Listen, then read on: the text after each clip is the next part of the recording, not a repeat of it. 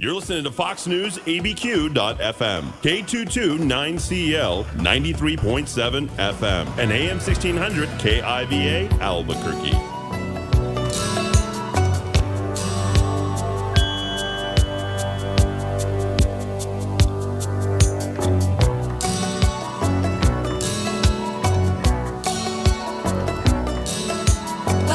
AM 1600 KIVA and 93.7 FM, 11:45 a.m. Thanks for joining us here on this edition of Life Imagined with Dr. William Summers. Notice we've switched everything a little bit forward, so now you'll see all of our lineup maybe running about an hour to 45 minutes later. We've got a brand new show coming in to the Kiva, so that's where we're at. And Dr. William Summers is here in the Kiva. Dr. Summers, you want to pull down that microphone there? Aha. This one right here. Big Red, we like to call that Big one. Red.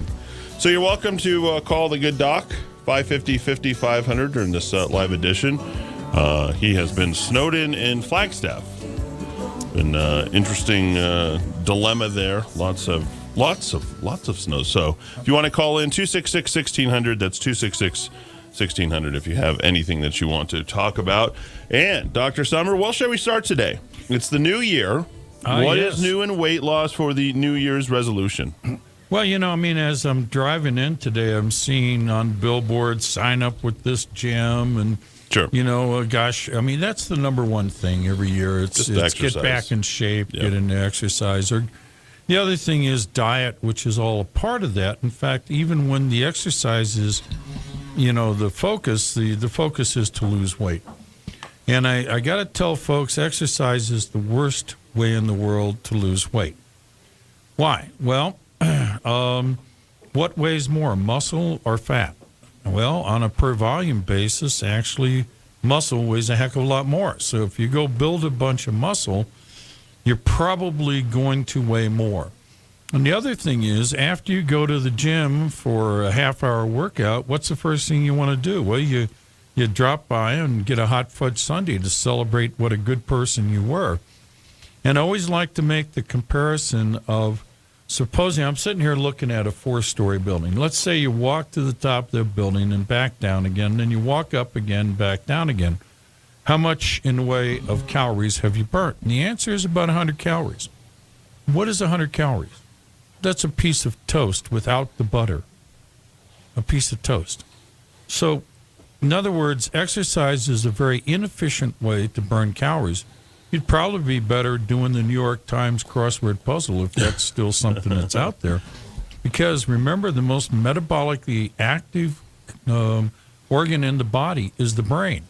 And when you exercise that, you're really probably going to burn as much or more calories than going to the gym. Mm-hmm. So I'm not saying stay home and work crossword puzzles, because there's a lot more good stuff that happens with exercise as far as the heart goes and all kinds of other things, but you always end up focusing on the diet. Now, what's the most effective diet of all? And it was invented in 1935. Do you already have the answer? I was going to take a couple of guesses. Yeah, okay, take a guess. The most effective diet is not eating? That's right. It's called fasting. And in 1935, it was brought to a new level by a guy by the name of McKay. What he did was he starved his rats to death. And, he noticed a little funny thing besides that his food budget went down, and that was the darn rats live longer. Now, I think the rats are just nasty little critters that are going to, stick around and make sure your food budget is ultimately back up to snuff. But they've replicated this on yeast and worms and fruit flies and mice and monkeys and even people. And supposedly, if you reduce the amount of calories that you take by 15 to 40%, you are going to live longer. And if you're a nematode, that's a worm, you could live 50% longer, which I think would mean 3 days instead of 2 or something like that. Mm-hmm. But at any rate, that is the classic calorie reduction way of fasting. And what you do is you just simply reduce the amount of food by 15 to 40%. You get to live 50% longer. Really? Well, that's in worms. I'm not sure. The recent work actually has shown that in certain genetic folks that it shortens your lifespan, which would be something I would go after and say. The other thing is I keep remembering those great Israeli studies, of which there were 2 or 3 in the 2000s, and what they showed was that the chubby people lived on, and the thin people who met all of the insurance actuary tables were dropping dead like flies in Israel. And the Israelis have a much healthier diet, incidentally, than we do. You can actually chow down, eat a lot, and not gain a lot of weight over there. But they don't have a lot of the sugary stuff and the floury stuff that we have here. Anyway, so there are actually, it turns out, 3 other ways to fast. Okay. And this one appeals to me. It's called a time-restricted feeding. This is the reverse of Ramadan. One restricts your food consumption to 4 to 12 hours a day, typically 4 to 6 hours a day, but you put it in the midday. Okay. Somewhere between, say, 9 o'clock in the morning and, say, 3 in the afternoon. All right? And you can eat all you want to during that time, but you cannot eat outside that time, say, past 3 o'clock in the afternoon, nor before that time, say, not before 8:30 in the morning. Okay? And you could actually consume the same number of calories, and they've done this study, and you get weight loss. Isn't that amazing? And that you is. Get increased okay, energy. so let me repeat this. So we're looking at food consumption between 4 to 12 hours a day. Yeah. Okay. 4 to 6 is really 4 more to of the 6. studies. So Yeah. so get rid of the 12. Call it 4 to 6. So 10 to 2 or 10 to 4. Yeah, that would do it. 10 to 4 would be a 6-hour window. Okay. So you're going to eat 10 to And you can 4 eat in whatever the you afternoon. want. You can eat whatever you want. Eat whatever you want, As much as you want, you know. And if you actually were eating the same number of calories, you would lose weight. Furthermore, you would feel more energy. And you would also have less fatty livers. One of the new things... Sounds like Fantasyland. Not really. No? You're plugged into the circadian clock. Okay. I mean, before the electric light, most of us went to bed by 7 or 8 at night. Okay. And we would get up at 5 or 6. Why? Because our effective hours were when Old Sol was up there, when the sun was up there bopping around. And the rest of the time, they were pretty unproductive because what we had was kerosene lights, which would burn the house down, candles, which are a lot of trouble, and fireplaces, which Abe Lincoln used to get educated with. And they're not really great sources of light. But electricity has totally changed what we're doing, and we're trying to ignore the circadian clock. But that's built into us. That is our biology. And that creates a lot of, I think, excess fat when we, right? I mean, when we're ignoring the circadian rhythms. The absolute worst time to have that hot fudge sundae is 10 o'clock at night. Yeah. The absolute best time to have that hot fudge sundae is 8 o'clock or 9 o'clock in the morning, early in the morning. As a matter of fact, most dietitians understand that if you're going to have a high carbohydrate event, have it for breakfast. Okay. And what is that? Well, that's breakfast cereal. Mm-hmm. Breakfast cereal is just jammed high with carbs. like 60 carbs. Yeah, and then when you bowl. put sugar on top of it, that's almost redundant. 90, yeah. Oof. I've looked at that before. Okay, this is very interesting. Time-restricted feeding. Yeah, and what they think is that the circadian clock sets the proper enzymes in motion, which then burns the stuff off in a more efficient fashion. Can I say something? Sure. Because I feel like I know. I was a collegiate athlete. Playing at the University of New Mexico and all this stuff, and I noticed that when I was on a diet, so generally speaking, when I'm not on a diet, I don't think about food. But when I was on a diet, I thought about food, and I felt like I made myself hungry. It's like I was waiting for the clock. I was waiting for the clock. And as soon as that happened, that made me want to eat even more, and I felt like I was letting myself down because I was constantly off. Does that make sense? My coach in high school, I played a little high school ball. He'd put us all on a big diet in June, send us out for the summer on this diet. And he was a very smart guy. He figured out if he put a bunch of young athletes on a diet, first thing they'd do is cheat on it, and they'd come back with more weight. And that's exactly what he got. We would weigh in 5-10 pounds heavier than when when he sent us out in the spring. If I were a coach, I got something for you here.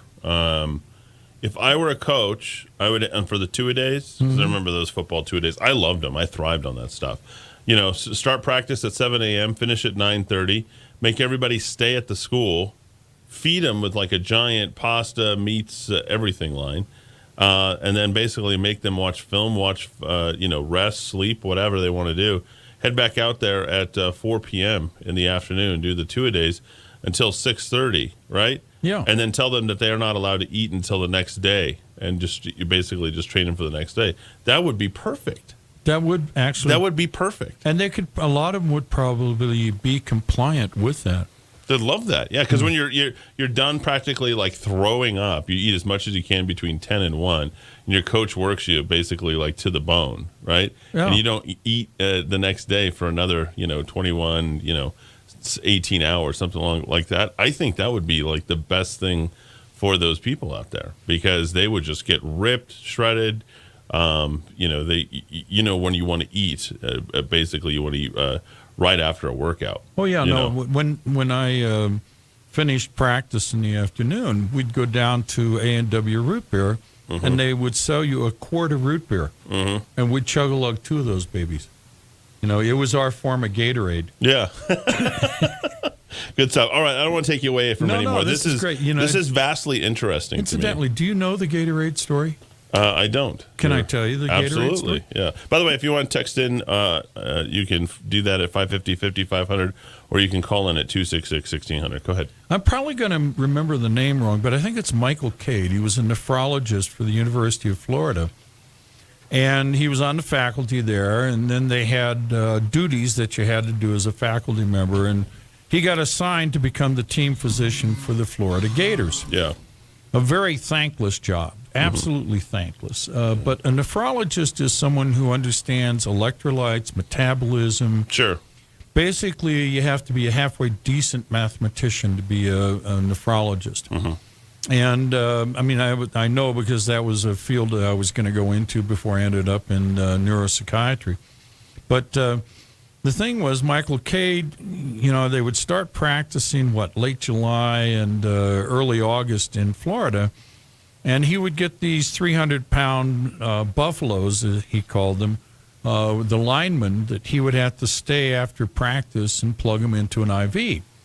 Because they would work hard, as you did, and become dehydrated, so much so that it actually threatened them. And so he would plug them into lactated ringers, which was one of our favorite IVs. It's got a little bit of everything in it, some sugar, some salt, some potassium salt, all kinds of goodies. Basically, it's plasma. Huh. And it looks like ectoplasma with a glowing green, right? It's in the bag, it's clear, okay, but it's got electrolytes in it, and that's the whole point, and that's what you're sweating off. So what he was doing was staying after practice, doing IVs on a couple of these guys, and finally he just got sick of it, so he went home, living in Florida, his backyard, he had a grapefruit tree. So he went out, picked a couple of grapefruits. Right. And took some lactated ringers, squeezed the grapefruit juice into the lactated ringers, took it in, handed it to these guys and said, okay, when you're practicing, drink this stuff. Well, is it okay with the coach? Well, it's okay with the coach. So these guys drank it. That was really good, by the way. And he ended up having, an extra hour or two every day because he didn't have to stay behind and do the IVs. Well, the other thing that the coach noticed was that the guys began asking for it in the games. And they noticed that Florida would compete fairly well in terms of recruiting athletes, but they were at the bottom of the pit, in terms of their performance in the SEC. So Cade made up a bunch of this stuff and, stuck it in little jugs on the sidelines, and the athletes began drinking it. And what would happen would be Florida and, say, Alabama would struggle to even in the first quarter. In the second quarter, Alabama might show a little bit of an edge, but they wouldn't really pull away. And in the third quarter, Alabama, their athletes would just, perform and pull away, and then it would be a total rout by the fourth quarter. Well, drinking the Gatorade, what happened was first two quarters were a draw, and this third quarter it was Alabama that was wearing out. And then Florida was finishing in the fourth quarter, just creaming Alabama. And so they bingo. They shot to the top of the SEC. And, after a while, they noticed that these guys were drinking this special stuff, and they began to protest and stuff. And anyway, so Cade, decided to patent it. And this is the funny part of the story. He goes into the administration at the university and he said, hey, I got this great invention. I'm going to take lactated ringers. He holds up the bag, and he holds up a grapefruit. I'm going to put grapefruit juice into lactated ringers, and I'm going to sell it. You guys want a part of the patent if I get it? Nah. So, well, here, sign here. So they signed off on it, and he took it to the patent office with his logic behind it and got a patent. Wow. When he got the patent, he then took Gatorade, which had become the rage, incidentally, in the Southeast Conference. But anyway, took it and sold it to Quaker Oats. And the Quaker Oats people, of course, have flavored it up and put more sugar in it and changed the content enough to where it's not as good a sports drink as the original intent. But that's the story behind Gatorade. Yeah, it's a great story. Yeah. And we've been using it ever since, and now instead of just one flavor, I think there's like 60 flavors. Yep, and a lot of sugar, I might add.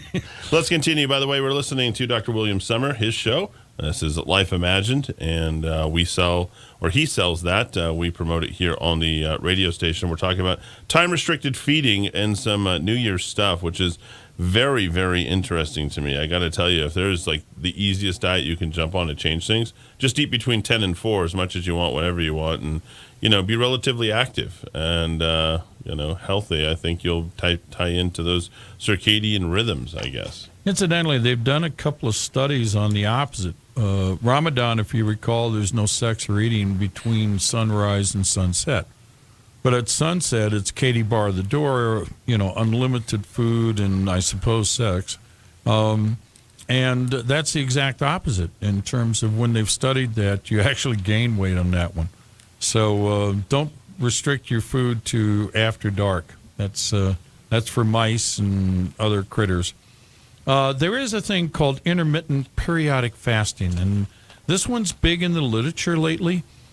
It isn't big on my list of what to do, and the way it works is the so-called IF, or the intermittent fasting, means 24 hours you fast, or at least cut it to 25% of your normal diet, and 24 hours you eat whatever the heck you want. Mm-hmm. Every other day you're eating, every other day you're starving. Now, The periodic fast is 1 or 2 days of fasting, or super low calories, 10%, 25%. And that's followed by 5 days of, hit the trough and eat whatever you want. Now, you got to have some kind of, strong will to pull that one off. I don't know about you, but I couldn't do it. I couldn't decide every other day I'm not going to eat anything. Mm-hmm. I mean, I know people that are that intense, but that takes an intense personality to pull that one off. Anyway, the human data are somewhat limited, but when you do that in mice, you can actually get cancers to slow down their growth. When you do it in various and sundry animals, including people, it reduces obesity, decreases oxidative stress, improves cardiovascular disease, lowers high blood pressure, supposedly is good for neurodegeneration, which I translate into meaning it's good for Alzheimer's, and it's good for diabetes. So I suppose if I had a heart attack, I might get motivated enough to fast every other day, but I don't know, man. That's probably what it would take in me. How about you? I would think about doing this based upon what you say. It just sounds tough, but I've actually done something like this a few times in my life, not by plan, but because it just happened to work out that way. Stress, Mm-hmm. Have you ever had days without eating because, you feel sad or whatever? Stuff like that. And that's the kind of thing I've had before. Maybe that would work. Yeah. So, I might actually be willing to try it. And then you said it's good. The heart attacks, that was the part I was keying in on. Yeah, no, if you have a heart attack or if someone announces you have cancer, if you go on this every other day fasting or fasting 2 days out of 7, supposedly it will arrest the growth of the cancer or growth of the tumor. Okay. Now, I don't know what type of tumor they're talking about here. I haven't drilled down deep enough into this field to figure out whether they're talking about melanoma or whether they're talking about basal cell carcinoma. One, a very benign tumor. The other one, quite malignant. The final one, yeah. Yeah, final one is called mimicking diets. Okay. And this is where what you do is you drop the caloric count by substituting in garbage. Like Nutrisystem. Nutrisystem or MetaFast. You take a plant-based food like chickpeas or soybeans or something like that, and you create teas or soup or energy bars or nut-based snacks. This one does not work, by the way. I tried one of those one time, and I did lose about 15 pounds. Uh-huh. But after that, back. if you hand me one of those packets of soup, I will let it sit there. I will figure out 53 reasons why I'm not going to have disgusting. that soybean. Yep. And I will not take it again. You can do that. I think you get one bite of that apple, and then that diet is over. And I think that's why MetaFast has always been out there because it works. But it's never really taken over because people only do it one time, and after that, if you show them a MetaFast shake, it's a great diet for those that are on the U.S. space station. Is it really? That'd be about the only thing I can say, right? Something that's out of boxes or packages. I mean, because I tried that Nutrisystem. Yeah, I literally wanted to kill myself. That's where it puts people. But you probably lost a little bit of weight. I probably did. I don't weigh myself very often because I don't need to. But the best thing is, matter of fact, the homeostasis of the body is phenomenal. Mm-hmm. There have been some studies, and if you don't have admiration for Hollywood stars, the one thing I admire them for is if their role calls for them to gain weight, they can do it. It is very hard to say, I'm going to weigh 10 pounds more. Mm-hmm. And if your metabolism is set to where you're not going to weigh 10 pounds more, you cannot, you just can't do it. It's astonishing how the body protects the body weight that you've got right now. All right, it so really takes something. We have the 4 diets. Classic caloric reduction, right? Reduce intake 15 to 40% of the calories. Seems pretty good. Increased lifespan potentially by 50% in worms, but recent work on mice and non-human primates show it's not necessarily so. Time-restricted feeding. I got to tell you, I've become my favorite, and I don't know nothing about that one. That one seems like the good one. It seems like something you could do. This intermittent periodic fasting, I sort of like that one. Yeah, I think I wouldn't be bad with it, but I'd like that, the kind of push-pull effect. I still like time-restricted feeding better because it's at least got some level of consistency, and we can build a state football championship around it. Yeah, and then this mimicking diet, you just get rid of this. I don't know who's coming up with this, but that's my opinion. Well, that's the MetaFast folks and the Nutrisystem folks. In fact, those two corporations are related. Oh, they are? Yeah. They're part of the same. It's funny. They're bringing up fasting, MetaFast, or maybe that's the speed. I don't really know. But what they should be doing is talking about, interval eating. Well, let's plug Life Imagined, or for that matter, Memory Revitalizer here, because if you're on any kind of fast, you got to be sure and take the, take the Life Imagined. And one of the things, for those people who are vegans, and some people are able to pull that off. I imagine those are the people that could do the fasting every other day thing. Yeah. But the vegans, what you don't get in a vegetarian diet is B12. So if you're a vegan out there, for crying out loud, pick up a bottle of Life Imagined and start taking 4 of those capsules a day. Or if you're older, take 6 capsules a day, because you're depriving yourself of some of the essential B vitamins that cannot be gotten from a vegan diet. Yeah, and if you do not take the B12, you could have an unsteady gait, chronic fatigue, constipation, depression, digestive disturbances, dizziness, drowsiness, your liver could get enlarged. Hallucinations, headaches, inflammation of the tongue, irritability, mood swings, nerve disorders, palpitations, pernicious anemia, tinnitus. That's awful. Spinal cord degeneration. Yep. So there you go. Don't forget the anemia. I mean, that's the big thing there.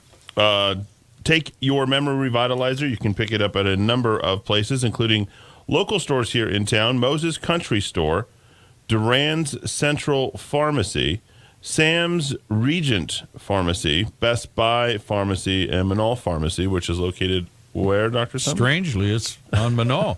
And strangely, Duran's Central Pharmacy is in the center of town. Oh, there it is. And then Evergreen Herbal Market. You could also go to the Village Apothecary in Cedar Crest. Or you can visit the website memoryrevitalizer.com. That's memoryrevitalizer.com. This is something that you want to take so you can get all those vitamins and minerals. You can Google it, Memory Revitalizer and Life Imagine, or you can call directly at 800-606-0192. That's 800-606-0192. All right. How about some New Year's tidbits, Dr. Summers? Well, let's do that. But let me toss an offer out there. The first 5 people who call in to order the Life Imagine, the 800-606-0192, we'll give them a 2-for-1 deal. You buy one, and we'll give you a 2. All right. So that's great. First five. Only the first. And you got to mention that you heard it on the show here. That's right. Mention the Rock of Talk, Eddie Aragon, Dr. William Summers, and that's the number, 800-606-0192. New Year's tidbits. Absolutely. Let's beat the cravings. Well, cravings, we're back on the diet thing, but turns out cravings have been studied, and they only last for about 15 minutes. So what you got to do is you got to figure out something to do for 15 minutes. And what better to do than when you get a craving to eat, rather than to go into the kitchen and find the potato chips and the dip.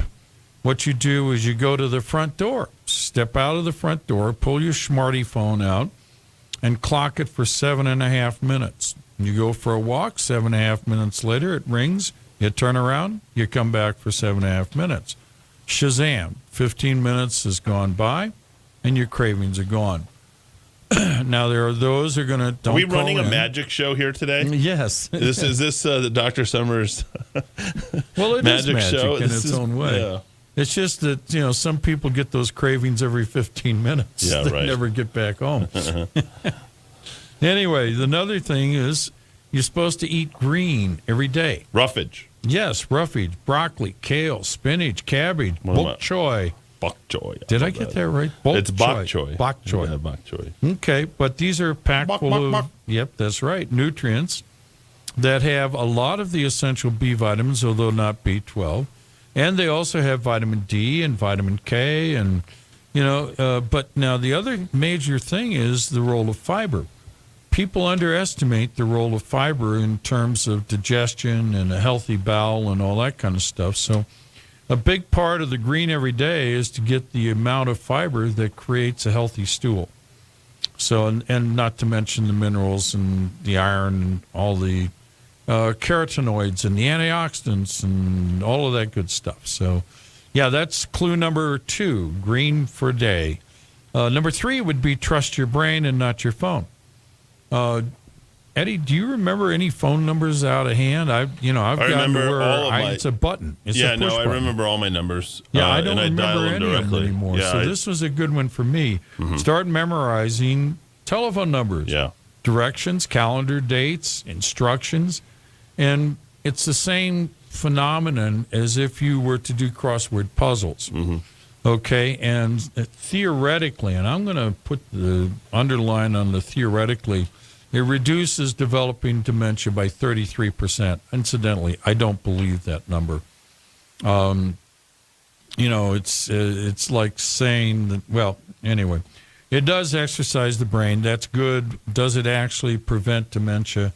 I don't know. I think those numbers are a little phonied up. Okay, the next thing is actually ties back into the beat the cravings, and that is short bursts of activity. It's as old as the original fitness books. You go and you do something for 5 minutes or 10 minutes that's a burst of energy, and that's better than going to the gym for an hour. In fact, we presented one of those studies not too long ago here on the show. So if you tie that into the Beat the Cravings, you go out there, walk for 7.5 minutes vigorously. By the time you get back at 15 minutes, not only did you take care of the craving, but with the burst of activity, you did as much good as an hour in the gym, according to the research that we've been quoting here. Now, here's another one that ties into everything else. Walk outside before breakfast. Before breakfast. Now, why is that important? Well, again, what we've noticed is the circadian rhythm is such that the best time to eat your sugars is early in the day or with the first meal of the day. That's when you want the high carbohydrate load. But if you were to walk before breakfast, what are you doing? You're extending the fasting period, and because you're walking, you're increasing the metabolism, and so you're increasing the likelihood that you're going to be able to get a little better weight control. It's just it's kind of common sense. In fact, there's one diet that I saw that basically said if you were to hold off eating until noon, and if you were to walk for an hour in the morning, they were promising something like a 10-pound weight loss. I don't know whether I saw that in National Enquirer or one of those magazines. I think that time-restricted feeding is the way to go. It's looking more and more appealing here. Like, you eat a certain, like dogs, right? They eat a couple times during the day. You feed them. Sure. I mean, honestly, we're starting to sound a little. Well, anyway, let's continue. Yes. Another hint, and I'm getting some of these from the British press. I always like to go to the British press when I want. The Daily Mirror and all of that. They're very entertaining. Plus, they're informative. But they are saying you have to distinguish between a snack and a treat. A snack can be healthy. A treat is always sugar. This is a doctor show, not a veterinarian show. Yes, absolutely. So a snack should be something that's protein, fiber, minerals, vitamins. Nuts in all varieties, for example, are said to be a great choice. Although, frankly, I think there are some who find problems with that. But yogurt, fruit, an apple, a banana even, oat cakes or something along those lines are a snack. Whereas a treat, well, that's a piece of birthday cake, and you should have it when your birthday comes around. Or, a piece of fruit cake, well, it's Christmas, and that is, if you can change the attitude of what's a snack and what's a treat, that helps your health. Then the next thing would be to practice the 20-30 rule. Now, Eddie, I don't know where you stand on this, but the latest thing is that people watch more than 2 hours of TV a day. In fact, I had heard somewhere it was up to 5 hours a day of TV there. I don't know who watches TV that much. I don't associate with anybody who watches that much TV. Yeah, So I have, here on the radio. Right, so yeah. I the TVs that are here, right? A lot of people listen to a lot more than 5 hours of radio a day, but I don't know. One guy who listens to about 12 hours of radio a day. His name is Eddie. But I will say, anybody who indulges in TV or knows things like that, I generally just move away from. I have an aversion to the TV because it takes away my ability to think. I am so fearful of that. If I don't read something and if I don't listen to something, why am I watching something? So if I watch something, I watch. You've heard of people who watch for content. Like I read books for information. I watch TV for content. There's lots of us. Those are talk radio listeners. But honestly, I think that's a probably good proportion of the population, like 20%, that we just don't care for TV. There's lots of people who don't. I think we need more of those people because then I think that we might get some changes politically. If we could That's part of it. No, absolutely. I could not agree more with what you're saying. I think you're spot on. In fact, if I find somebody who has consumption habits and they like to bounce around the dial looking for things, and the people who generally tire of the radio and the commercials that are on other radio stations, this isn't to knock them. It's just that they've got to kind of satisfy something different. Their whole thing is leading horses to their water, not to a water. So their water being the place where it's really, I think it's right, but they're advertisers, whereas the people here are like almost underwriters. They underwrite everything we do here on the radio station. I mean, we're basically providing a public service. But if you're leading to, it's like, oh, ding, ding, ding, ding, casinos, ding, ding, ding, alcohol, ding, ding, ding, whatever it happens to be.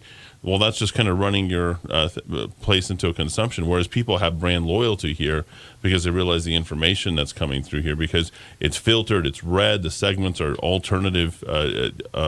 We go as long as the thought goes. We don't go as long as, we're running up on a break here. You know what I'm saying? Well, so it allows people to really the thinking man station. If you want to do thinking, tune in here. Perhaps. I mean, I like to think of it that way, and I hope I aspire for it to be that way, but I'm not so sure that it's achievable. I mean, this whole Saturday programming, just, how we go. Yeah, and the Sunday programming. Yeah, so we don't grade commercials on Saturdays and Sundays. The stuff that's filtered on Saturdays and Sundays is just straight-laced review on Hannity in the morning, in the afternoons, morning and the afternoon, we get all the information. We got residential real estate, commercial real estate, how to improve your credit score, how to get a mortgage, things that you need in order to live.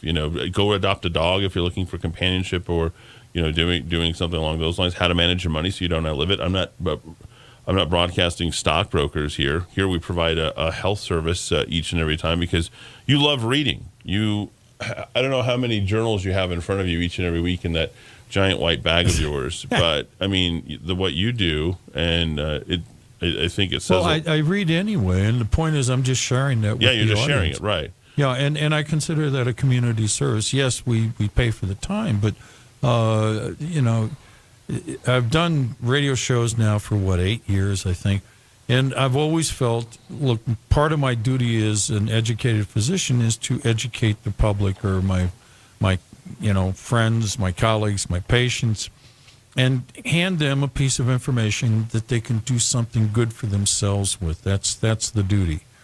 And I hope we do that here. Yeah, we do. There's no question that we do, because if not, I just grow bored with it. And, people who generally don't have me on their shows, I generally don't listen to the shows that often, with the exception of I love listening to Terry White on my radio station. It's just great stuff. I love interacting when she's available. Ellie Chevy-Levin. My favorite kind of treat to myself is dealing with the only sommelier who's on the radio, and Jim Hammond, because I can't believe there wasn't another wine show besides the one that we're doing. That's amazing, because it's the oldest industry in the entire state. Really? I had no idea. Yeah, nothing's longer than wine. It was the first thing that was brought here when it was settled. The vines from the Franciscans, as they settled, this is the first place where vines were grown. Well, you look at the sun and go, my gosh, this is right? Perfect. Yeah. So anyway, and now I'm a member over at the 1629 Club at Casa Rodena, which is a very interesting place. And John Calvin, who's, some people would call him eccentric. I think he just makes a lot of sense to me. Because why wouldn't we plant vines right in the middle of Albuquerque? We have all this acreage everywhere by the river, that could be cultivated, and we don't do anything with it. To make a vineyard. I mean, you can take a very small plot of land and turn out some really great You wine. can. The problem is the investment and knowing how to do it and the specialized knowledge. You would think that generationally we would have been teaching this to ourselves for a very long time, but unfortunately, like the language, the Spanish language, like many other traditions that we have here, if you don't keep up those traditions and teach other people to do it, you lose them. Is the Hispanic Cultural Center, do they not carry a responsibility to keep the Hispanic culture valid? And, we also have, the Native American Cultural Center? I know they have dances down there. I think the Native American Cultural Center does a great job. I think Hispanic Cultural Center is a fantastic place where people can, come for events and gatherings and business meetings.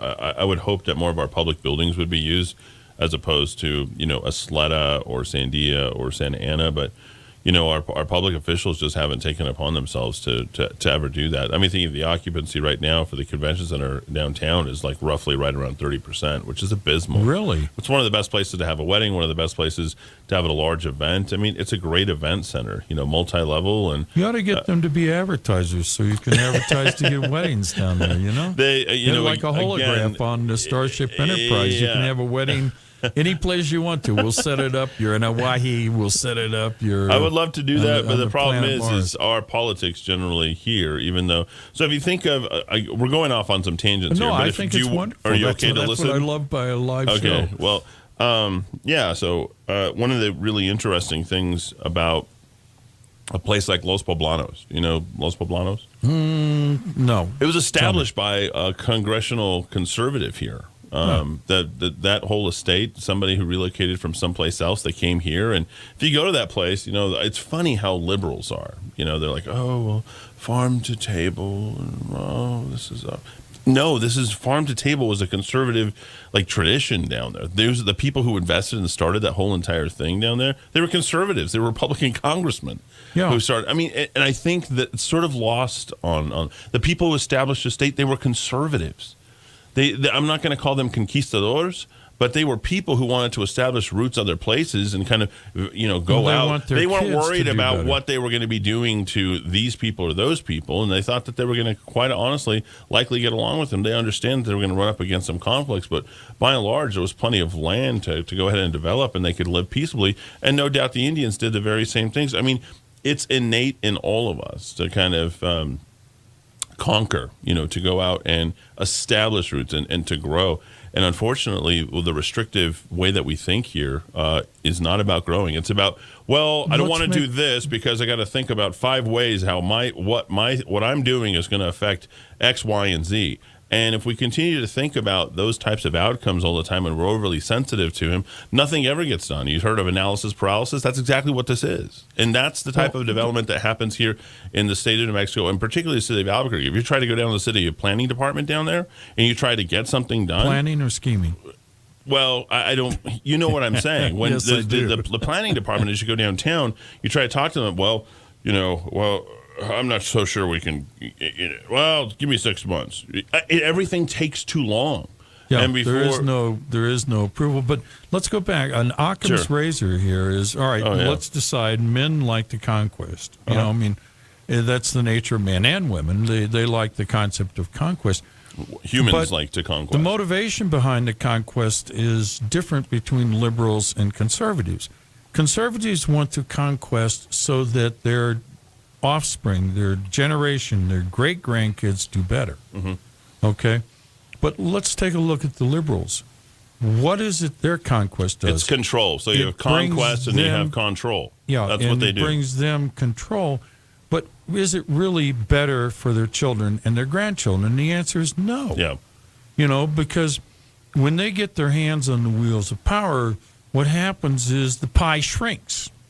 And, everybody's boat ends up on the beach. It does not float. The rising tide floats all boats. Well, it eliminates laws of attraction is basically what it does. Anytime the control variables that are inserted into anything, laws of attraction are eliminated altogether. That's why you don't see me on anything. There is a distortion of the market. Absolutely. It's no longer the invisible hand. Absolutely. And that's what happens every single time. And if people don't realize that in the environment, there's this rule. I mean, I have people circulate through here, have people come and go. I'm like, it's 12:30. How come we're not at 12:30? Well, I mean, 12:04. It's the frontier. Yes. It's like I said. We've lost the frontier attitude, which is what New Mexico was part of. It was the frontier for the Finish right Spanish. there. That's exactly it. Yeah. That's exactly it. How was this place established? Because could you actually say that this place was established when the Native Americans were here? No. Mm-hmm.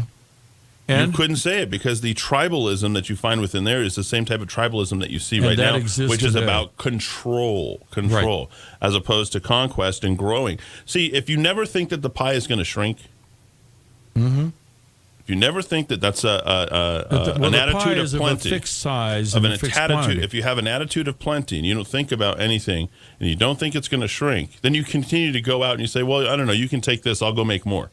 Well, you can go ahead and eat this. Like you're with your mom in the kitchen, right? She's hanging out for Christmas. And the woman's making, 5 dozen tamales. And you're like, oh, my God, how did we eat through all those tamales? Well, I don't know, but we're going to make more.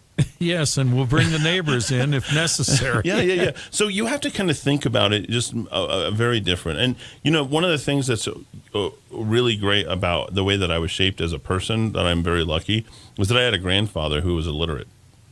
Okay, but very smart, I'll bet. He was basically, super smart. Wagon training by the time that he was, and I mean, that's a term I use, even though I'm incorrectly using it, because he had to bring stuff back to the ranch, and he only, not the ranch, his house, but, they call it the ranch out in Montoya, New Mexico, to Tucumcari, and they had to go a long period of time.